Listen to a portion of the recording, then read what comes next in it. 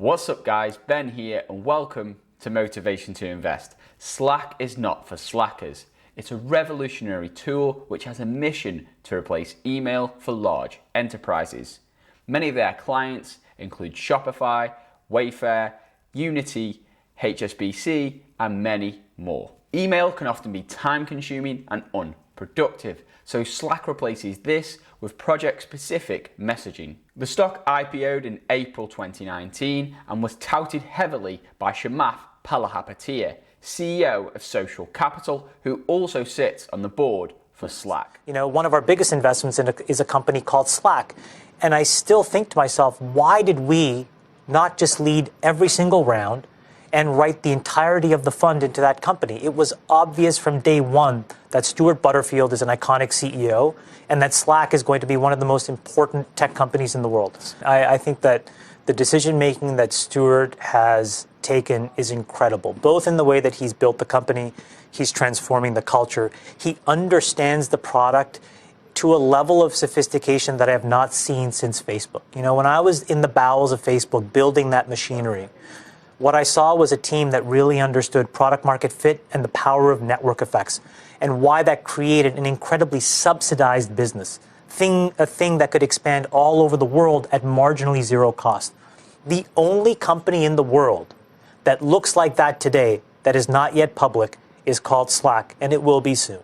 Since then, Slack stock skyrocketed before plummeting back to its IPO levels at around $25 per share. So why has Slack stock fallen, and is the stock a buy right now? Well, in this video, we're going to find out as I deep dive into Slack's numbers, their business model, and even the competition. So if you're ready for that, let's dive in. So what's the bull argument for Slack?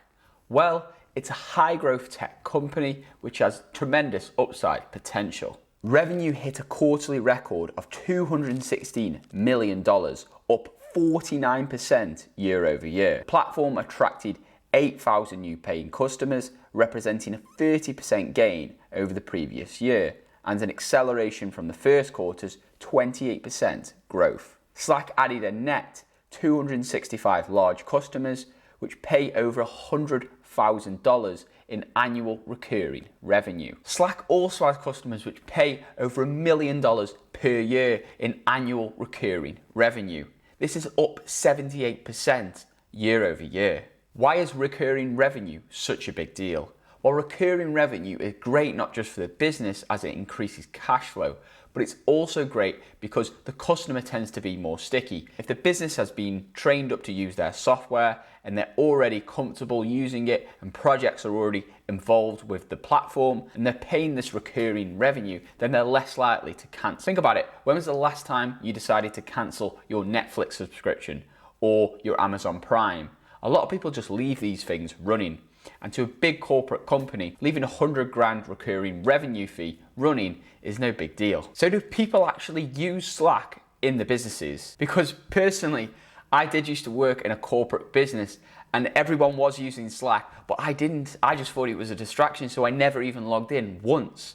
But the numbers say engagement is very high. Well, engagement on the platform continues to be high, with users connected 10 plus hours per day and logging in 100 plus minutes of active usage. Organizations use Slack Connect, feature that allows teams to create shared channels with other companies, grew to over 52,000, with the number of users in the Connect network growing to 380,000. There's a great saying about networks. The value of the network is proportional to the number of users using that network. So the larger these Slack networks get, especially those which are collaborating with partner organizations, the more valuable they'll become. These shared channels between multiple organizations are also a great way to build marketing and even make sales in an organic, non-pressurized environment. And also, it's going to be a whole lot more cost effective. So why did the stock crash back to IPO levels when all the other cloud tech stocks are practically flying? In 2 words, slowing growth. Revenue growth declined sequentially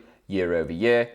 Billings growth was cut in half as customers trended towards shorter contracts, and the company accepted $11 million in health crisis related hardship billing concessions in the first half of 2020. But that's not all. The pace of large customer growth is slowing, and the net retention rate is also slowing. And then of course there's the competition from the big tech titans. I'm talking about Microsoft and its Teams platform. Microsoft's competing product Teams continues to grow unabated and boasts 1,800 customers with more than 10,000 users. Even though Teams was released 3 years after Slack, Microsoft is investing heavily to improve the service's features, so Slack had first mover advantage. They were a disruptive technology company, they were first out the gate, and they made fantastic progress capturing major clients. But now that growth is starting to slow slightly, and Microsoft is investing heavily to catch up. And that's the danger when going up in competition against these big tech titans. They have deep pockets and unlimited resources to just keep investing into their products and services to make them better and better. This is one of the reasons why many of the tech titans were sent to Congress for a grilling. Please state your name and title to the committee. I'm Mark Zuckerberg, CEO of Facebook, a perfect website that has never done anything wrong. Mr. Zuckerberg, how do you respond to people who say your company has grown into a monopoly? I don't see Facebook as a monopoly. We want other social media platforms to succeed. We just want their success to be under the Facebook banner and all the money they make go to Facebook. So let's dive into numbers for Slack Technologies in a little bit more detail. Now, I always get asked, Ben, which platform do you use to analyze stocks? Well, here it is. I use a platform called Stockopedia, and I've actually got a very special treat for you guys. There's a 25% off discount link. You can check it out in the link below. It's exclusive only for the viewers of Motivation to Invest, and it gives you 25% off discount when you sign up to this service. I use it all the time and I found it extremely helpful. So check it out and see if it fits your investing style. Every stock on Stockopedia is given a stock rank. So in this case, it's got momentum of 67, value of just 14, quality of 65. But overall, the stock rank is very low at just 45. So generally on Stockopedia, it's best to look for companies with a stock rank of at least 70 because they have historically outperformed the market. But then this is what excites everybody. Looking at the average compounding annual growth rate. For a growth company, 20% is good, 30% is great. This has 81% compound annual growth rate on the revenue. Wow, that is just completely mind-blowing. However, like many of these fast-growing tech companies, it's unprofitable because they are reinvesting into growing and expanding the business to capture as much market share as possible.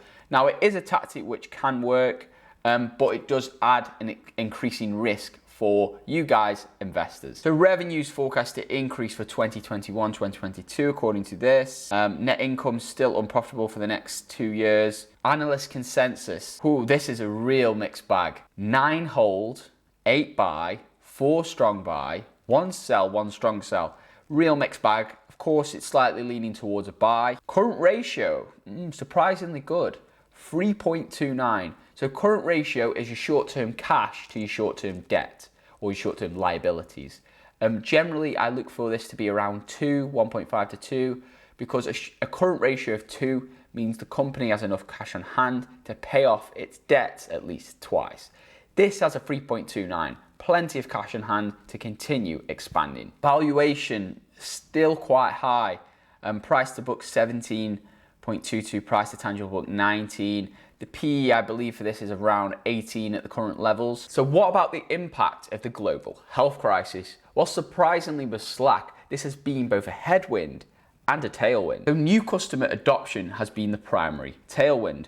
Over the last 2 quarters, it's added about 20,000 new customers, nearly doubling the additions it experienced in the same period last year. It's also seen higher conversion rates from its extended 90-day trials than before the global health crisis. Management views this as a sustainable increase in its baseline growth rate that will have benefits down the road. However, there are a few headwinds from this global health crisis which could be affecting Slack's growth. First, the slowing spending growth with current customers is a drag on the top line. Secondly, the global health crisis has caused a significant disruption to Slack's prospective customers. With many of these global companies in crisis mode who don't know whether they're going to be working from home or working from the office, then would you be inclined, if you were management for some of these companies, to adopt a new software and pay a hefty fee? If anything, a lot of these companies will be holding back their spending, keeping their cash and waiting for all this to blow over. Kill Phil, sorry. Grab Liz, go to the Winchester, have a nice cold pint and wait for all this to blow over. Setting up the team for remote connections in secure environments seems priority for many of these enterprises. So what are my final thoughts on Slack? Well, overall, I think it's an exceptional company with tremendous upside potential. It has a startup mentality with an exceptional product and solid management. However, growth is slowing and competition is rising. Not to mention, the company is going along the strategy of not being profitable in order to expand. So is the stock a buy? Well, at its current price, you are getting a more reasonable valuation for a tech cloud stock. I believe this could be a great option for many of you guys for a small stake in your portfolio. Personally, it doesn't really fit into my portfolio at the moment, and personally, because I've never actually logged in and used the platform, I can't vouch for how exceptional the product is. I've been told it's a great product, but how much better is it than Microsoft Teams? So what are your thoughts on Slack? Let me know if you've used the platform. What do you think about Slack compared to Microsoft Teams? Do you think Slack will replace your email? Let me know your thoughts to all these questions in the comments below, and I'll join in the discussion. And if you guys enjoyed this video, go ahead and give it a big thumbs up. That really helps out the YouTube algorithm, which allows me to create more great content like this for you guys. In addition, if you want more investing tips and exclusive stock market picks, which I personally am investing into, then you should definitely subscribe to this channel and turn that notification bell on. With that being said, I'll see you guys in the next video. Invest safe.